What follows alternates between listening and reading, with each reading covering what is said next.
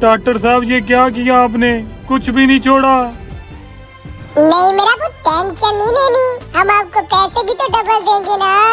छोटे जी सर। मेरा पुत, अब इसको 1 करोड़ नहीं 2 करोड़ देना और हिफाजत से घर भी पहुंचा देना। ठीक मेरा पुत, शाबाश। अस्सलाम वालेकुम डॉक्टर साहब। वालेकुम अस्सलाम। डॉक्टर साहब ये दोनों भी आ गए हैं, इनको भी अब करोड़पति बना दो। बना देते हैं जी, आ जाओ मेरे बच्चे, शाबाश।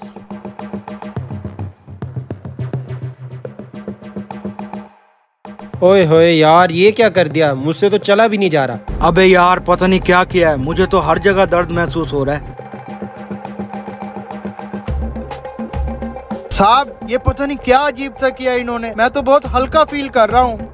अरे यार कुछ भी नहीं हुआ, खुश हो जाओ, अब तुम लोग करोड़पति बन गए हो। साहब ये तो बताओ, आखिर हमारा किस चीज का ऑपरेट हुआ है?